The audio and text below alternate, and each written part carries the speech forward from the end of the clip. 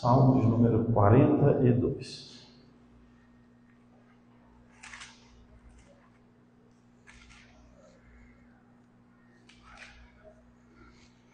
Vamos fazer a leitura? Está escrito assim: para o mestre de música, um poema dos coraitas. Como a corça anseia por águas correntes, a minha alma anseia por ti, ó Deus. A minha alma tem sede de Deus, do Deus vivo. Quando poderei entrar para me apresentar a Deus? As minhas lágrimas têm sido o meu alimento, de dia e de noite, pois me perguntam o tempo todo: onde está o seu Deus?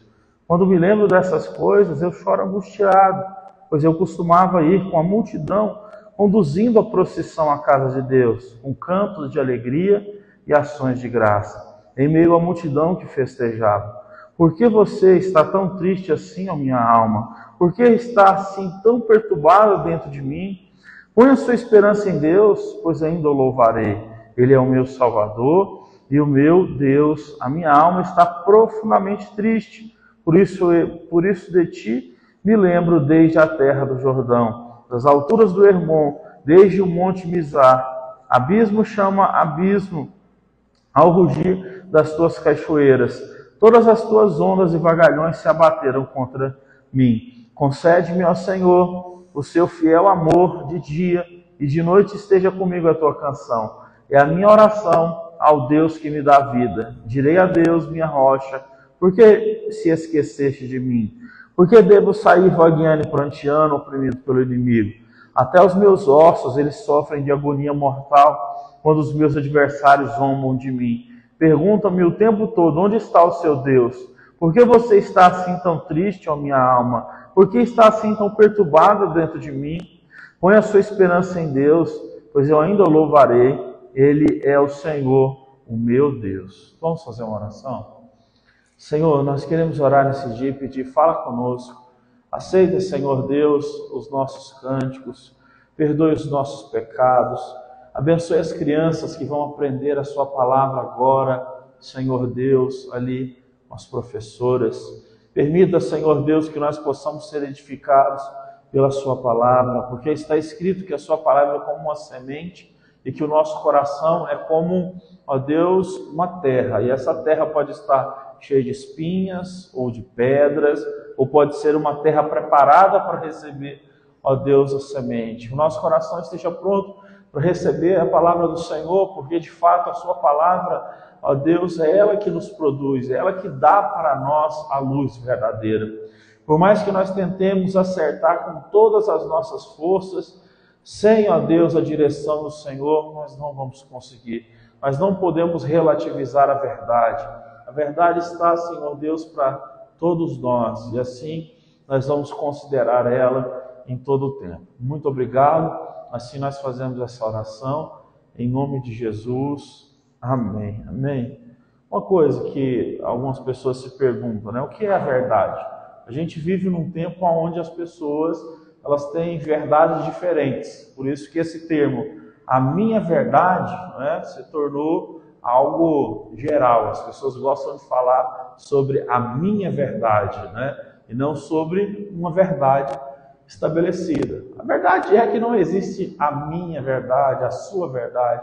Existe o que de fato é, né? Para você ver, essa questão dessa relativização do certo e do errado aconteceu na época, né, da Revolução Francesa, na época do relativismo, onde eles disseram assim: nós não precisamos dos princípios cristãos para fazer ciência. Nós não precisamos dos princípios cristãos para desenvolver o mundo, para criar coisas que fazem o ser humano avançar. Só que dentro desse conceito, né, que foi dado por um filósofo chamado Kant, eles entraram numa confusão muito grande. Porque ao mesmo tempo que eles não queriam mais a religião, entre aspas, estamos falando dos princípios bíblicos, eles sabiam que dentro da ética, eles precisavam da palavra de Deus para falar alguns absolutos. Como, por exemplo, surgiu a Revolução Industrial, né? as pessoas começaram a trabalhar muito, muitas indústrias foram abertas, o pensamento racional começou a ser desenvolvido, só que era necessário que fosse estabelecido por lei que ninguém podia matar ninguém. E da onde que vem esse conceito de não matar ninguém? É um conceito bíblico, é um conceito que se tem na estrutura do mundo, né, principalmente do Ocidente, pelas Escrituras. Então, o que eles tentaram fazer lá atrás? Eles tentaram pegar a ciência e dizer, nós vamos colocar a ciência de um lado e vamos colocar a religião de outro. Só que não dá para separar as duas coisas. Porque quando você está trabalhando, por exemplo, você não pode mentir. E quem diz que você não pode mentir? Os princípios que foram estabelecidos de antemão pela própria palavra de Deus. O que eu quero dizer com isso? Eu quero dizer que não tem como nós separarmos a nossa vida entre o meu trabalho e entre aquilo que a palavra de Deus diz. Não tem como eu separar a minha vida entre o meu casamento e o que a palavra de Deus diz. A verdade é que nós temos verdades absolutas, e essas verdades absolutas, elas são pilares que sustentam o mundo. Se não fossem esses pilares, por exemplo, que estão bem claros nos 10 mandamentos, como não matar, não roubar, não adulterar, não cobiçar, né? E por aí vai, nós estaremos vivendo um caos muito maior do que o caos que já existe.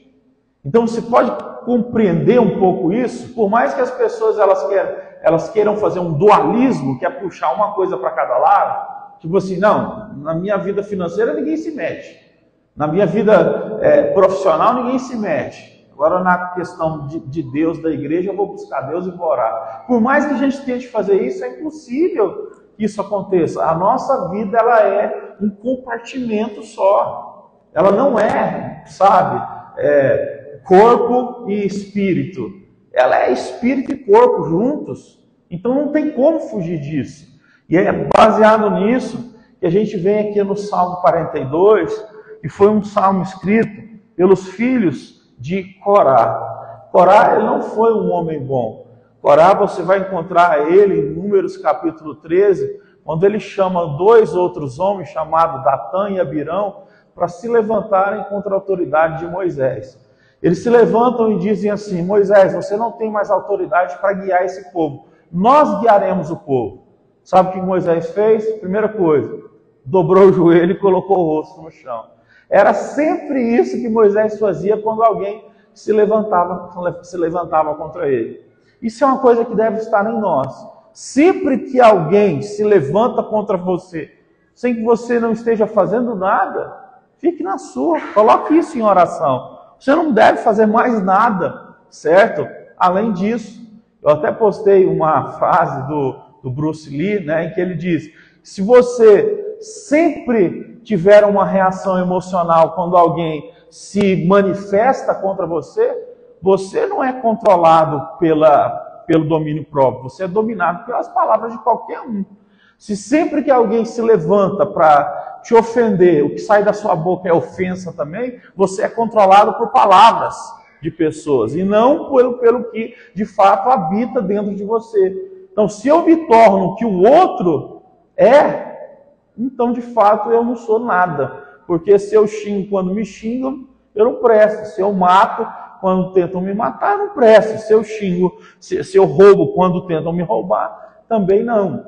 Então isso é uma complicação, entende? Moisés, então você vai ver que as atitudes dele, elas são diferentes, né? Porque não foi só eles que se levantaram contra Moisés, né? Teve o caso dos irmãos dele também, que foi Miriam e Arão também, que foram se levantar contra Moisés. O que Moisés fez? Baixou a cabeça e orou e pediu, Deus tem misericórdia, não faz isso com eles não, não mata eles não pela lepra. E o Senhor ouviu Moisés e tirou a lepra dos irmãos. Então, enquanto ele recebeu porrada, enquanto ele recebeu maldade, ele o quê? Ele jogou para o outro lado, pelas suas orações, o que é bom, o que Jesus ensinou. Faça o bem aos seus inimigos. Porque se você fizer o bem para quem te ama, você não está fazendo nada do que uma pessoa qualquer pode fazer, né? Até uma pessoa cruel é capaz de fazer o bem para quem faz o bem para ela. Agora, fazer o mal para quem... Fazer o bem para quem acabou de lhe fazer o mal é uma atitude, né, cristã. É o que a Bíblia vai nos ensinar. Então, o pai desses caras que escreveram aqui, o Salmo 42, foram homens rebeldes. Foi um homem rebelde, onde ele se levanta contra Moisés, Moisés coloca o rosto no chão, faz uma oração a Deus, e é o que Deus responde para Moisés: Moisés, ainda no dia de amanhã vai ficar claro do lado que eu estou. É assim que vai funcionar dessa vez. Não é culpa sua, Moisés, você não está pedindo vingança, você não está pedindo derrota para ele, não é nada disso, deixa comigo, amanhã vai ficar claro. E o texto diz que no outro dia, né, o Senhor permitiu com que o chão fosse aberto, né, já ali na proximidade das tendas de Corá, Datã e Abirão, e a Bíblia diz que eles foram comidos pelo chão, como se tivesse acontecido uma espécie de terremoto, e eles tivessem sido engolidos ali pela fenda da terra, e eles morreram. Só que o texto não diz que os filhos morreram, e os filhos se tornaram homens, né, que cumpriram o chamado de Deus, porque Corá, ele era levita, né? Ele era descendente de Arão. Então, os filhos dele continuaram a missão do pai, mas da forma certa, provando para nós que é possível acertar, ainda que a gente tenha pais que erraram, provando para nós que é possível acertar, ainda que a gente tenha avós que erraram, ou pessoas que nos criaram, que nos ensinaram errado, ou qualquer tipo de coisa, como irmãos mais velhos, ou o que quer que seja, né? Não existe essa desculpa, e eu preciso falar isso para você. A igreja hoje, ela criou, certo, uma coisa que não é bíblica, que é a tal da maldição hereditária. Não existe maldição hereditária, gente. A verdade é que se a gente estiver falando, por exemplo, de situações biológicas, como, por exemplo, a pessoa ter uma herança genética de alguma doença, tudo bem, nós estamos falando de um ponto. Agora, maldição hereditária espiritual, no sentido de que eu não consigo avançar porque o meu pai não avançou, eu bebo porque o meu pai bebia, eu não consigo largar isso porque o meu pai não conseguiu, isso não existe. E está escrito em Ezequiel capítulo 18, que se o filho comer uva e o dente dele ficar de boa, e o pai comer e o dente embotar, é só o dente do pai que vai ser, né, estragado e que vai acabar caindo. O filho não paga pelo pecado do pai, nem o pai paga pelo pecado do filho. Apesar dos pais terem responsabilidades pelos filhos, né, e os filhos terem a responsabilidade de honrar os pais, a Bíblia ainda continua nos mostrando que o nosso relacionamento com Deus é individual, que a nossa salvação ela é individual. Então a gente não pode esquecer disso, porque senão nós vamos sempre transferir as nossas responsabilidades para os outros. E a Bíblia diz assim, em Lamentações 3:39, do que se queixa o homem? Nós só nos queixamos dos nossos próprios pecados. Então não é por culpa dele ou dela, nós erramos e nós precisamos confessar esses pecados e nós precisamos mudar. Porque dizer que nós simplesmente somos frutos do meio, né, é a coisa mais fácil que existe. Mas a Bíblia não fala sobre isso. Então o capítulo 42 ele é uma prova para nós de homens que viram um pai rebelde, um pai espiritualmente endemoniado, por assim dizer, rebelde contra as lideranças, né? Eles não tomaram o mesmo rumo do pai. Eles poderiam se levantar contra Moisés, achar que foi Moisés que matou o pai, e nada disso aconteceu. Eles continuam vivos. E eles escrevem o Salmo 42, que é um salmo lindo. Inclusive a gente acabou de cantar, né, sobre as corças que anseiam pelas águas. Para você entender, não é? O que é uma corça? Uma corça é uma espécie de pássaro, né, que tem as suas pernas muito finas, e ela é caracterizada por algumas coisas, não é? Uma coisa muito importante é, ela tem uma capacidade muito grande de subir em terrenos rochosos, certo? Ela é capaz de fazer movimentos subindo, certo? Por exemplo, uma montanha. Ela é capaz de fazer isso. A corça, ela precisa de águas, porque se ela não tiver água perto dela, as suas fuligens vão saindo e ela começa a cheirar sangue, e isso atrai predadores. Então ela está sempre correndo atrás de águas para que ela não caia na mão de nenhum predador. Mas essa questão dela ser capaz de subir montanhas é interessante para nós, porque o salmista está dizendo, os filhos de Corá, que as corças, assim como as corças anseiam por águas, nós também ansiamos, né? Então, ele está querendo dizer o seguinte, vamos lá, em primeiro lugar, as corças, elas nos ensinam que é possível nós pularmos ou nós sobrevivermos a adversidades que parecem ser maiores do que nós. Nessa vida a gente vai enfrentar problemas que parecem ser maiores do que nós. Alguém vai dizer assim, pastor, mas está escrito na Bíblia que Deus não coloca tentação na nossa vida que não seja do nosso tamanho a ponto da gente suportar. Calma, não é bem assim. A Bíblia diz em 2 Coríntios capítulo 1, verso 4, Paulo ele faz uma citação que ele diz assim, nós estávamos aqui no navio, né, e o navio estava naufragando, ele diz assim, nós praticamente perdemos a capacidade de ter esperança de que a gente ia viver. Nós entramos numa provação tão grande que todo mundo praticamente já tinha se desistido da vida. Tá? Então, acontece que quando a gente olha para o texto de 1 Coríntios capítulo 10, verso 11, que diz, não sobreveio tentação que não fosse humana, a gente olha para isso numa certa condição. A gente pensa assim, Deus ele só pode permitir que a gente passe por dificuldades até aqui, né? Até um palmo aqui na minha frente.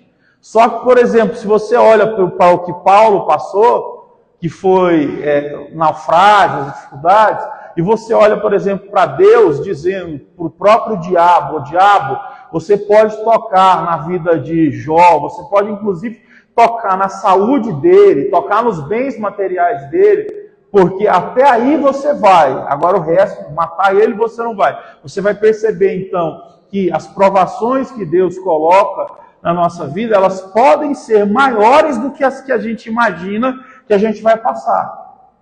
Entende? Compreendendo isso, a gente precisa então entender que Deus não está sendo injusto quando a gente enfrenta adversidades que parecem ser muito grandes. Porque essas adversidades parecem ser grandes para nós hoje, mas se nós aceitarmos o processo que Deus nos colocou, Ele vai nos preparando para vencer esse processo, e esse processo que a gente vence nos torna capaz, então, né, de passar por processos ainda maiores.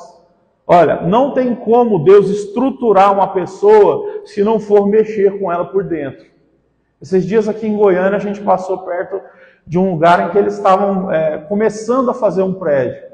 E a gente olhou assim, o tamanho da fundação, né, o tamanho que eles cavam, né, para fazer a fundação de um prédio antes de começar ele. Era bem fundo mesmo, né? Até a Angélica comentou comigo e falou, nossa, mas cava fundo mesmo para fazer a fundação. Eu falei, é verdade. Com Deus é assim também, sabe?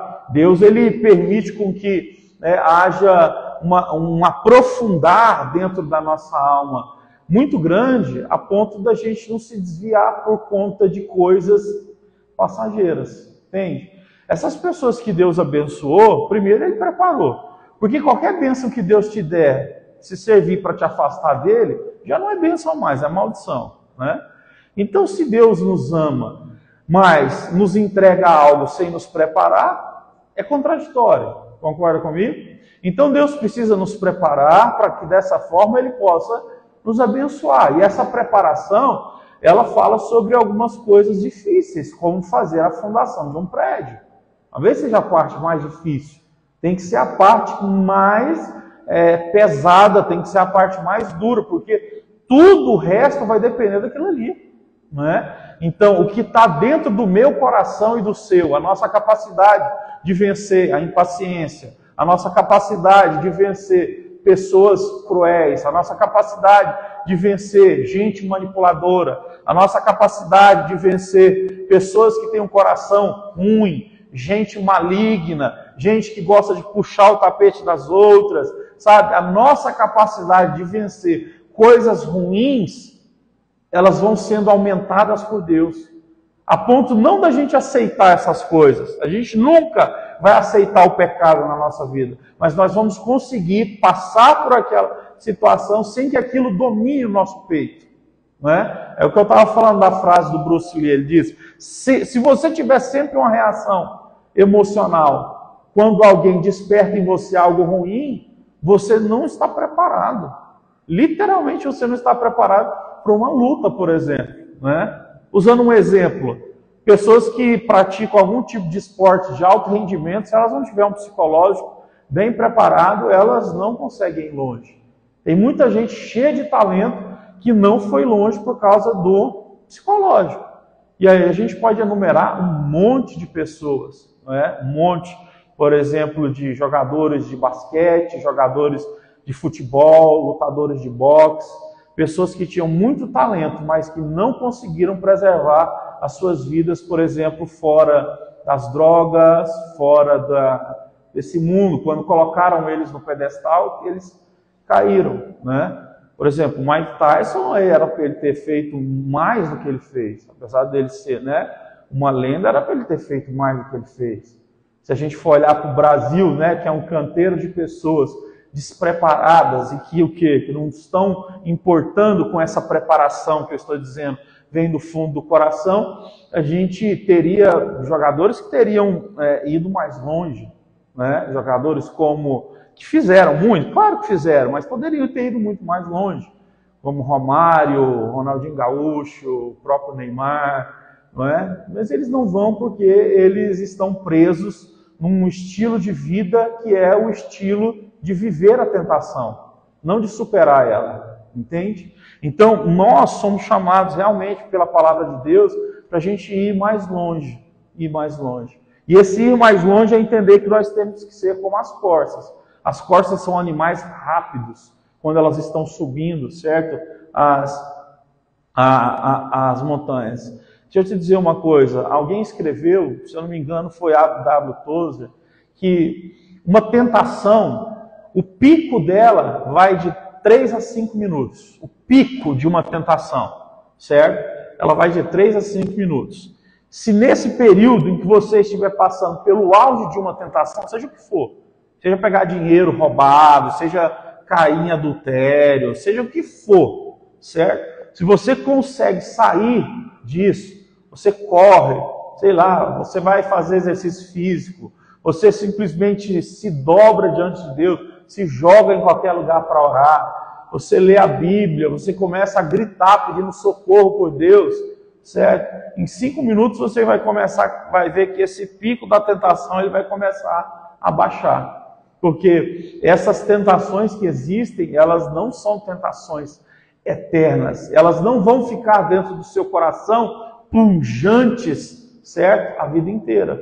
Elas vão passar por auges de picos emocionais e depois vão começar a descer. Quando a gente aprende, então, a começar a cuidar do nosso coração, a gente começa, então, a vencer tentações. O texto diz que elas precisam de águas, não é? Nós precisamos. O próprio Jesus disse que do nosso interior ia fluir fontes de águas vivas. Uma coisa, então, é muito certa. Nós precisamos de Deus, assim como esse animal precisa de água. Esse animal sem água não é nada. Quando ele está sendo perseguido por um predador, né, uma corça, ela entra dentro de um lago e ela é capaz de ficar só com a cabeça de fora, certo? Para que ela não seja pega por aquele predador. Então, ela é capaz de entrar dentro de um lago e ficar só com a cabeça de fora. Nós, diante de Deus, a mesma coisa. Se a nossa vida estiver submersa em Deus, não há quem nos pegue. Não há quem nos pegue. Tem gente que me pergunta assim, muitas vezes até hoje, pastor, se a salvação é por meio de Jesus, por que ir na igreja? A gente sempre diz uma coisa, a igreja é o lugar que a gente se reúne porque nós somos uma manada. Se nós começarmos a nos dispersar, nós temos um inimigo. E esse inimigo sempre ele vai ir nas presas mais fáceis. As presas que estão sozinhas. Não é? Então, a Bíblia diz que Satanás é como um leão que ruge, andando ao nosso derredor, tentando nos tragar. Uma presa, quando ela se desgarra, não é, da manada, ela se torna, não é, muito mais frágil para ser dominada, para ser pegue por um predador. E é o que também a gente costuma dizer, né? Se você liga uma lareira e você coloca lá carvão, certo? Se você tira um pedaço daquele carvão, deixa ele afastado, ele certamente vai apagar mais rápido do que os outros carvãos que estão ali juntos com os outros, né? Então, a igreja não é para salvação, a igreja é uma espécie de quartel-general que a gente sempre volta.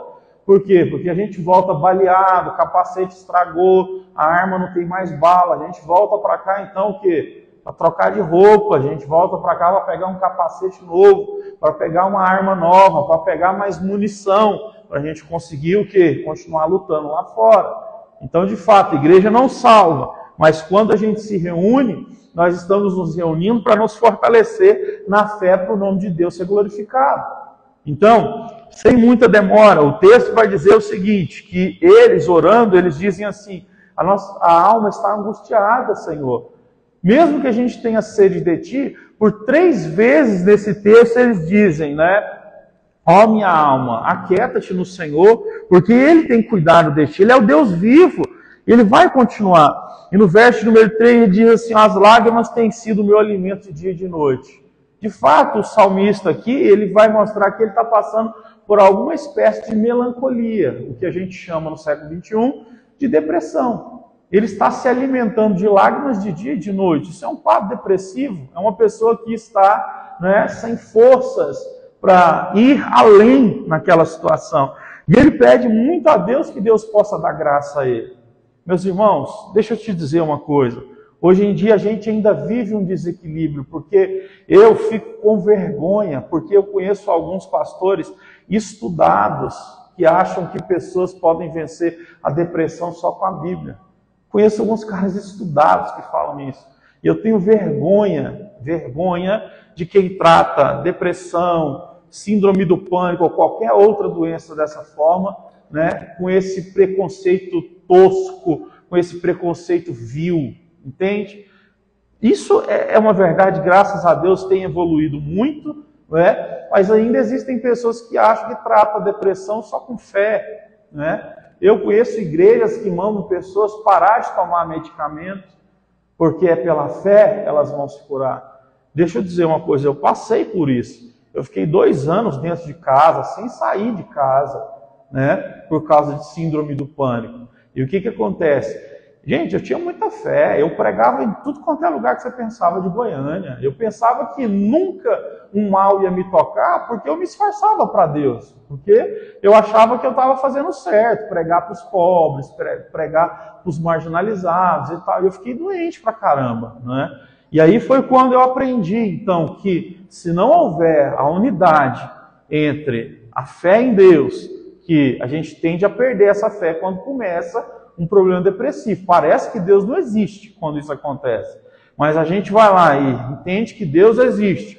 A gente une isso com, né, terapias boas, né, principalmente. Aí, se você estiver procurando terapia, entenda uma coisa, tem muita coisa errada também. Vá principalmente na terapia que é cognitivo-comportamental, que é onde existe, certo, estudos que comprovam cientificamente que as coisas que ali são feitas vão fazer bem para você. Por exemplo, tem gente que gasta uma fortuna em constelação familiar. Eu não sei se você já fez isso. Uma vez eu tive que fazer isso. É o quê? É espiritismo puro. Não tem nada de psicologia, né? E esses caras enganam as pessoas igual outras igrejas enganam o povo. Faça coisas, né, que de fato tenha respaldo. Então, busque a Deus, busque a terapia comportamental, busque comer melhor, busque fazer exercícios, busque ter um hobby, né? Busque voltar a descansar, busque ler mais, sabe? Quando você vai juntando essas coisas, você vai vencer.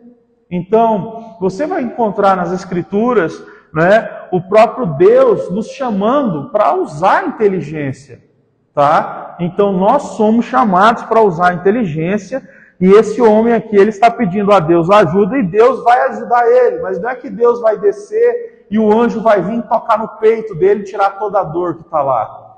Ele vai passar por essas lágrimas, ele vai passar por essa angústia. E o Senhor vai tirar isso dele à medida que ele está ali orando e passando por aquela fase, aceitando ela e sendo transformado pelo Senhor. Versículo de número 5. Por que você está assim tão triste, ó minha alma? Por que você está assim tão perturbado dentro de mim? Deixa eu te dizer uma coisa, vai ter vezes que você vai precisar orar mais de uma vez pela mesma coisa. Mas às vezes isso acontece, a gente pensa, mas não faz sentido. Então Deus não está ouvindo, então Deus não existe. Deus existe, Ele está ouvindo. E às vezes você vai ter que orar 1, 2 vezes para que o Senhor possa te abençoar. Sabe? Não desista. Ore. O Senhor Deus, Ele é todo poderoso para arrancar do nosso peito a tristeza, para arrancar do nosso peito a depressão. A Bíblia diz, Filipenses capítulo 4, versículo 6, quando você estiver ansioso, ore a Deus, entregue a Deus as suas ansiedades, as suas preocupações, as suas petições, punha diante dele, sabe? Quando você está orando, você está conversando com alguém. Deus, Ele existe, Ele é uma pessoa. Então é como se você, de fato, estivesse na frente de alguém, não é? Então, eu não sei, mas tem pessoas que têm até dificuldade de orar em voz alta, porque dá uma sensação estranha de que você está falando sozinho, não é? Poxa, puxa uma cadeira, sabe? E diga, Senhor, eu preciso do Senhor. Eu preciso falar essas coisas para Ti. Eu preciso que o Senhor me responda do Teu jeito. Quem sou eu para dizer o melhor jeito do Senhor me responder? Mas me responde, me ajuda. Fale com Deus em voz alta. Olha, uma das piores mentiras que inventaram, que eu estou sempre falando por aí, que isso não tem respaldo bíblico, que isso não tem nada a ver. Muita gente pergunta, pastor, se eu orar em voz alta, o diabo vai ouvir, aí vai atrapalhar meus planos. E que diabo ouvindo? Nós servimos um Deus todo-poderoso, um Deus que conhece a nossa vida, um Deus que nos ama, um Deus que nunca perdeu batalha para diabo. Satanás está debaixo dos pés do Senhor, como Martim Lutero diz, até o diabo é o diabo de Deus, porque se o diabo existe foi porque Deus o criou, se ele caiu porque se rebelou contra Deus, ele não deixou de ter, né, aquelas mesmas características de ser uma criatura. Deus manda nele, ele só vai até onde Deus manda, está escrito lá no livro de Jó. Não precisa ter medo do diabo, não precisa ter medo de pessoas que falam em nome do diabo. Você sabe que é aqui que a gente mora, e o que acontece? Tem uma mata no fundo. Toda noite tem um monte de gente que vai para lá tocar tambor, fazendo macumba, né? Aí começa lá, a Angélica vai lá, fica olhando e tal, começa a orar, chama os meninos, vamos orar, tá, vai orando. E os caras lá metendo a macumbaiada lá, entendeu? Aquelas coisas horrorosas, o povo aqui tinha até medo disso, né? Na rua aqui da igreja. Mas, gente, por favor, Deus é o Senhor, Deus é maior, sabe? Ah, eu estou sofrendo, estou sendo vítima de inveja. O Senhor Deus é todo poderoso para quebrar isso. A Bíblia diz que aonde não tem causa, não tem maldição. Está escrito Provérbios 26. A Bíblia diz que sobre o povo de Deus, Números 23, 19, não há nem encantamento e nem maldição. Essas coisas não batem na nossa vida, porque na verdade nós estamos guardados. A Bíblia diz que o quê? Que o maligno não nos toca, que Jesus se manifestou para quebrar as obras do diabo. Nós estamos de fato livres. Paulo escreveu, já não há mais nenhuma condenação para vocês que estão em Cristo Jesus. Tira esse medo da cabeça, do coração, sabe, de estar sendo atacado por pessoas cruéis ou pelos diabos. Se alguém serve o diabo e está tentando te fazer o mal, está nas mãos de Deus essa pessoa. Faz como Moisés, só dobra o joelho e diz, Senhor, te entrego. Como foi o que ele fez, né, com os caras que estavam se rebelando contra ele. E a Bíblia diz que a rebelião é como o pecado da feitiçaria, né? A rebeldia é como o pecado da feitiçaria. Moisés só orou, você está nas suas mãos. Deus fez o que tinha que fazer. Não tenha medo. Então aqui eles oraram de novo, os filhos, né, de Corá, pedindo para que Deus tirasse aquela profunda tristeza da alma deles. Porque sabe o que está acontecendo aqui? tem alguma coisa impedindo eles de voltar para Jerusalém, porque era época de festas. E eles estão tristes, clamando ao Senhor para que Deus possa os ajudar. Aí eles pedem no verso 8, concede, Senhor, o seu amor para nós. De noite que o Senhor esteja conosco na canção. É a minha oração ao Deus da minha vida. Eu direi a Deus, minha rocha, por que tu me esqueceste? Por que devo sair vagueando e pranteando, oprimido pelo inimigo? Até os meus ossos sofrem agonia mortal quando os meus adversários zombam de mim. Eles me perguntam o tempo todo, onde está o seu Deus? Gente, nós não estamos imunes de passar por isso aqui, tá? De ter pessoas que chegam em nós e dizem, a sua vida não dá certo na vida sentimental, por quê? Cadê o seu Deus? Nós não estamos imunes de passar por isso. Jó não tinha pecado nenhum. Os amigos dele chegaram lá e falaram assim, Jó, você está aí todo lascado, perdeu todo o dinheiro, perdeu os filhos que morreram, está doente, perdeu os servos, a sua mulher te abandonou e você disse que não pecou, quer mentir para quem? Os amigos falaram isso. E Jó não tinha pecado, gente. Aconteceu uma tragédia com ele. E ele ficava sendo questionado toda hora, você pecou, cara. Fala qual foi seu pecado, tira esse sofrimento da sua vida logo, confessa. Ele falou, confessar o quê? Deus conhece o meu coração, eu estou aberto para Ele, eu não fiz nada. Então o que acontece? Aqui o salmista ele está orando e dizendo, Senhor, eles estão zombando de mim. Eles perguntam por que minha vida não dá certo, eles perguntam por que se eu tenho um Deus, Deus não me responde. Olha, esteja preparado para momentos assim na sua vida. Não interessa. Se as pessoas te confrontam como se você não tivesse um Deus, lembra que Deus não é obrigado a se manifestar na hora que essas pessoas querem. E aí, para a gente terminar, eu te cito o que Jesus falou. Um dia chegaram a Jesus e falaram assim, mestre, faz um milagre para a gente crer no Senhor. Os fariseus, os caras que queriam o mal de Jesus. Jesus falou assim, nem um sinal eu dou para vocês. Vocês são malandro, vocês não querem crer em nada. O negócio de vocês é só causar anarquia. O único sinal que vocês vão ter é o sinal de Jonas. Que no caso 3 dias Jesus ia morrer, ficar no ventre da terra e ia ressuscitar. Ele não deu sinal nenhum para essas pessoas que só queriam se aproximar, certo? Para ver espetáculo. Jesus fez isso com o diabo. O diabo disse, se joga daqui, está escrito no Salmo, Deus dará ordem aos seus anjos ao teu respeito. O diabo tentou Jesus. Mateus capítulo 4, no deserto, Jesus estava jejuando, Satanás apareceu para ele, para tentar Jesus na sua fraqueza física, e disse, se joga daqui de cima, que está escrito que Deus vai dar ordem. Jesus disse, não tentarás o Senhor teu Deus. Deus não vai fazer milagre simplesmente para satisfazer o diabo, ou para satisfazer o curioso, ou para satisfazer essas pessoas que não gostam de você e que só querem estar te pressionando na parede. Entende? Então esses homens aqui, eles estavam passando por dificuldade, os filhos de Corá, porque eles queriam estar na festa, que provavelmente era a festa de Páscoa, que eles estavam querendo subir para Jerusalém, e eles estão com isso, estão com o coração perturbado, mas eles continuam andando. Último verso. Põe a esperança em Deus, pois eu ainda o louvarei. Ele é o meu Salvador e Ele é o meu Deus. Muitas pessoas dizem que, não acaba aqui no 42, muitas pessoas dizem que o capítulo 42 e 43 são o mesmo. Só que as pessoas que trouxeram a divisão de versículo, capítulos, versículos, dizem que acaba aqui. Tá? Se a gente for, então, ir por esse ponto que acaba aqui, acaba com a oração deles dizendo, Senhor, eu vou te louvar ainda, que eu não saiba o que vai acontecer.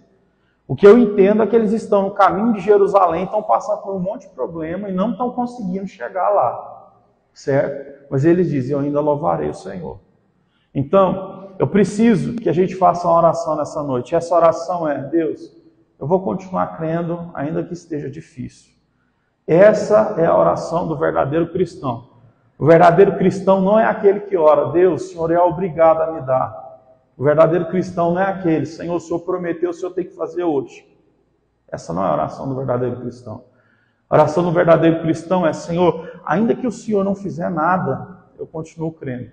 Ainda que não vier no meu tempo, eu continuarei crendo. Ainda que eu não te entenda, eu vou continuar crendo. E aí a gente termina com 2 versos, então. O primeiro é Jesus, quando ele foi lavar os pés dos apóstolos, ele foi lavar os de Pedro, e Pedro disse: o Senhor não pode lavar meus pés. O Senhor é todo poderoso. Jesus disse: o que eu estou fazendo agora você não entende, mas depois você vai entender. Tem coisas que acontecem na nossa vida hoje que a gente não entende, mas depois a gente vai entender. Tem que confiar em Deus para isso, né? E o último, a oração de Abacuque, no capítulo 3, ele diz, né? Ainda que a figueira não floresça, né? Ainda que a videira não dê o seu fruto, ainda que as ovelhas não voltem para as pastagens e nem os bois para o curral, ainda assim eu louvarei o Deus da minha salvação, porque Ele me faz andar em lugares altos, assim como as corças, e eu confiarei nele até o final. Então, o Deus que nós servimos é o Deus que a gente faz orações desse jeito. Eu não entendo agora, mas eu vou continuar com o Senhor, porque eu sei que logo mais, logo menos, o Senhor está fazendo coisas grandes aí e eu vou participar delas. Amém? Você pode se colocar de pé para a gente fazer uma oração? A gente pode cantar um hino depois? Gustavo, Carlos, a gente pode?